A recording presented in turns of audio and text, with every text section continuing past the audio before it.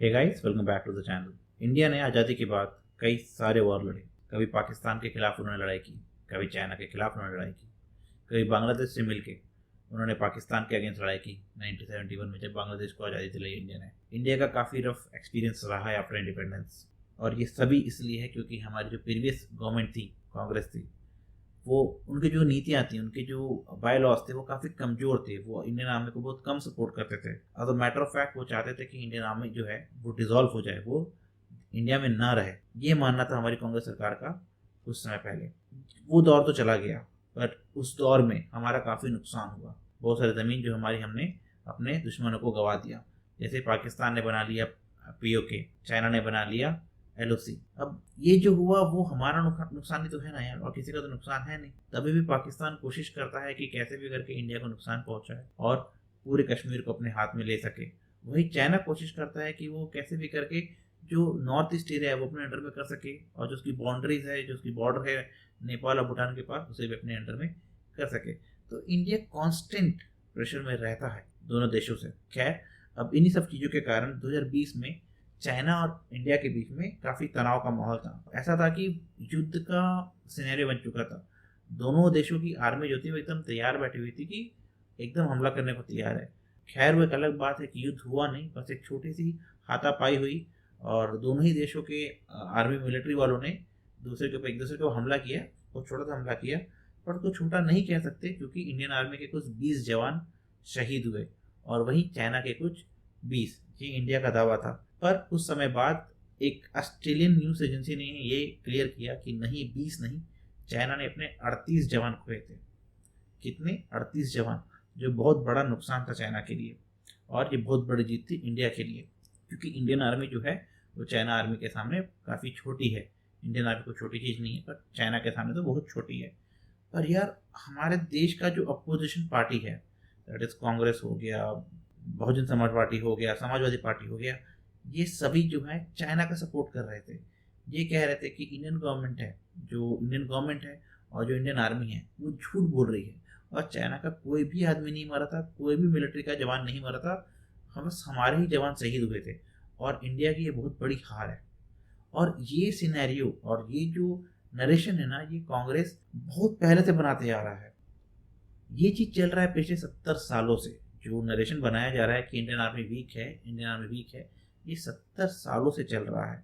और इसी का ही नतीजा एक हमारी कमजोरी है, और इन्हीं का नतीजे से बॉलीवुड के कई सारे सितारे जो है वो मानते हैं कि इंडियन आर्मी कमज़ोर है, और वो पाकिस्तान का सपोर्ट करते हैं और चाइना का सपोर्ट करते हैं, rather than supporting their own nation. अब इसका सबसे बड़ा एग्जांपल हाल ही में हुआ, जब जो हमारे मिलिट्री के नॉर्थन आर्मी के कमांडर हैं, लेफ्टिनेंट जनरल उपेंद्र द्विवेदी जी ने एक स्टेटमेंट दिया कि वो एकदम तैयार है POK को अपने अंडर में लेने के लिए।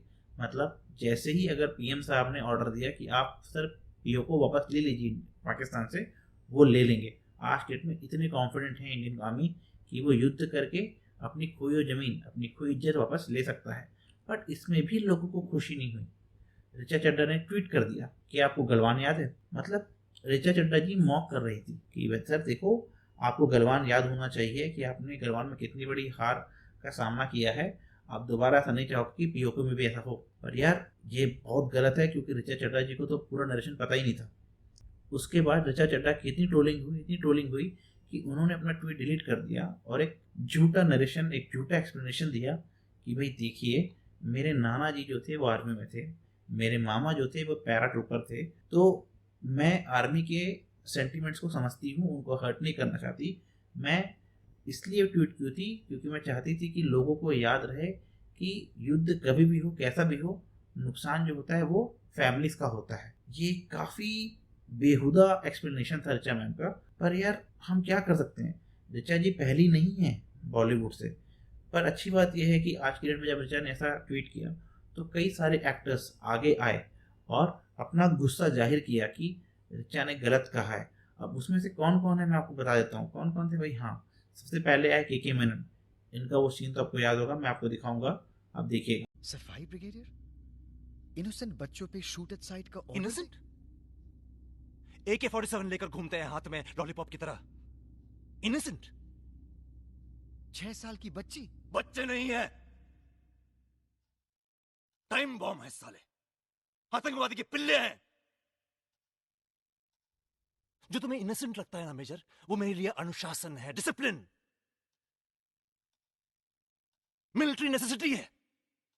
और तुम मुझे सही और गलत ज्ञान मत देना, तुम्हारी औकात नहीं है।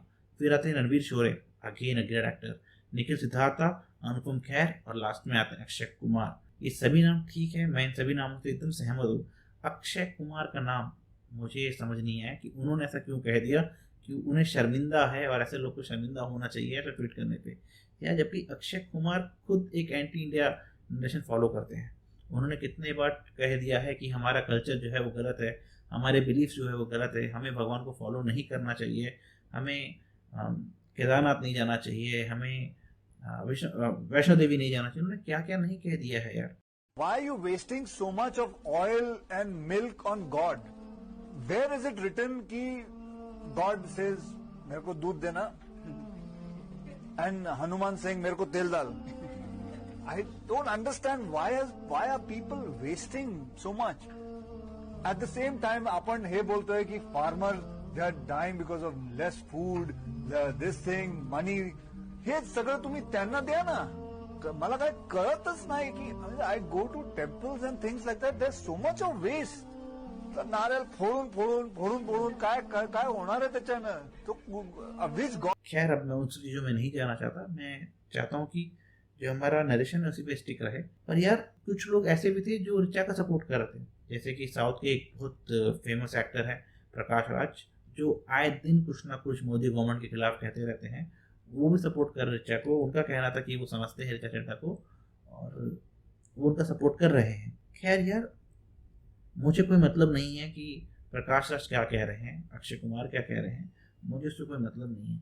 मैं बस ये चाहता हूँ कि यार जब आपको नहीं पता है, जब आपके अंदर वो भावनाएं नहीं हैं इंडियन आर्मी के लिए, तो you should simply keep your mouth shut. आपको नहीं कहना चाहिए। हम जानते हैं हमें कितना प्राउड फील होता है इंडियन आर्मी के लिए। यार जब मैं छोटा था मुझे नहीं पता था इंडियन आर्मी कोई चीज़ होती है। यस, मैं 1 नंबर का चूतिया था, मैं एक नंबर का लौड़ू था।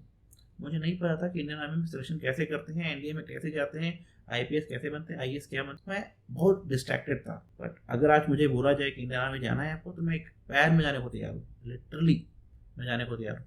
हाँ मैं मोटा हो गया, मैं 100 किलो का हो गया तो क्या, बट देशभक्ति तो मेरे अंदर है ना यार। तो वो इनके अंदर क्यों नहीं है? इतना करोड़ों कमा रहे उसके बाद भी। बस यार मैं इतना कहना चाहता हूँ कि अपने देश से प्यार कीजिए। आपको कभी ये नहीं लगना चाहिए कि मेरा देश कमज़ोर है। आपको हमेशा यही लगना चाहिए कि मेरा देश महान है। India is a great nation and my life is for nation only. That kind of perspective you should have, that this guys do not have. खैर ख़त्म करते हैं आज का वीडियो। आप मुझे बताइए कि आपका क्या सोच है ऋचा चड्ढा का, और आप क्या सोचते हैं अक्षय कुमार के बारे में, और आप क्या सोचते हैं प्रकाश राज के बारे में। Bye guys, take care.